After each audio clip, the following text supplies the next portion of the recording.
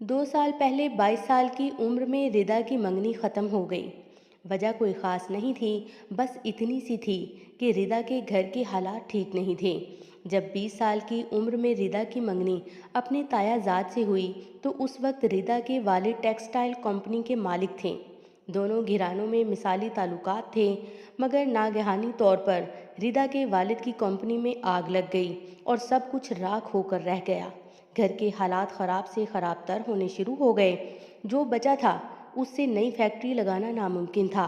आखिरकार रिदा के वालिद ने अपनी समझ बूझ के पेश नज़र कपड़ों की दुकान खोल ली। नई दुकान का चलना और घर का खर्चा चलाना इतना आसान भी ना था। आखिरकार रिदा को बड़ी बेटी होने के नाते घर से बाहर निकलना पड़ा। उसने हाल ही में अपना बीबीए मुकम्मल किया था। केमिकल कंपनी में 20,000 की छोटी सी नौकरी करने पर वो मजबूर हो गई, और उस नौकरी पर भी उसने किस तरह अब्बू अम्मी को राज़ी किया था वो ही जानती थी कि उसकी नौकरी से घर का खर्चा चलाने में कुछ तो मदद हो ही जाएगी। उसने तो कभी ख्वाब में भी ना सोचा था कि उसे कभी नौकरी करनी पड़ेगी। उसे याद था कि कितनी मुश्किल से ताई को शादी पढ़ाई मुकम्मल होने पर करने का वक्त लिया था।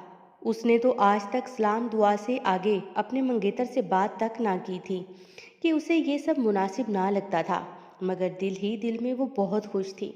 वो सोचती, जिंदगी गुलजार है, शायद इसी को कहते हैं। तब उसकी आंखें ख्वाबों से भरी थीं। पढ़ा लिखा डॉक्टर कज़न जो खुश शक्ल होने के साथ साथ बा इखलाक भी था, उसे वो बहुत मुतासिर करता था। मगर ताई का अंगूठी वापस करना उसे कभी ना भूलता था। उसकी नौकरी पर सबसे पहला ताना ताई ने ही दिया था। आपदीदा होकर जब रिदा की अम्मी ने ताई के सामने हाथ जोड़े थे कि वो छोड़ देगी नौकरी, बस मंगनी ख़त्म ना करे। घर के हालात की वजह से उसे नौकरी करनी पड़ी, और ताई का जवाब उसके होश उड़ा गया था। अगर इतनी ही नौकरी की ज़रूरत थी तो किसी स्कूल में पढ़ा लेती। देखो नफीसा, दौर जितना भी आगे निकल जाए, नौकरी करने वाली लड़की को लोग अच्छी नज़र से नहीं देखते हैं, और मैं ऐसी किसी लड़की को अपनी बहू नहीं बना सकती। हमारी तरफ से माजरत। आर्यान को भी रिदा की ये हरकत एक आंख ना भाई है। उस दिन उसके माँ बाप का झुके सर को देखकर उसका दिल खून के आंसू रोया था। वो क्या बताती कि वो स्कूल नौकरी के लिए गई थी, मगर 5,000, 7,000 या हद से ज़्यादा 10,000 से ज़्यादा पर उसे बिना तजर्बे के कोई नहीं रख रहा था। अब वैसे भी हर बात ही बेसूद थी। शुरू के 2 साल नौकरी करने के दौरान उसने लातादाद दफ़ा नौकरी का ताना सुना। खानदान के कुछ लोग तो मुंह पर सुना जाते, कुछ लफ्ज़ों को घुमाकर लपेट कर कोड़े बरसाते। वो किसी को क्या बताती कि वो कितनी थक गई है। नौकरी के दौरान उसकी कई लड़कियों से मुलाकात हुई थी, मगर एक बात उसे हैरान कर जाती कि कोई भी शौक़ से नौकरी नहीं कर रहा था। अगर किसी ने शौक़ से नौकरी की भी थी तो यही नौकरी उसके पैरों की जंजीरें बन गई थी। अब वो छोड़ना चाहती थी, मगर अब घर और ससुराल वाले उन्हें छोड़ने ना देते थे। किसी को घर का बोझ उठाना था, किसी का शौहर कमाता नहीं था, किसी को अकेले औलाद को पालना था, तो किसी को भाई भाभी पर बोझ नहीं बनना था। इनमें से कोई भी खुश नहीं था। अल्लाह ने औरत को घर की मलका का दर्जा दिया है कि वो घर गृहस्थी में खुश रहे। बस जो हालात से मजबूर हैं वो ही नौकरी कर रही हैं, इस इंतज़ार में कि कोई बाप, कोई बेटा, कोई भाई, कोई शौहर प्यार से एक बार कह दे कि कल से ना जाना। रिदा भी अब बहुत थक गई थी। तनख्वाह अब 25,000 हो गई थी, मगर उसे कोई खुशी ना थी।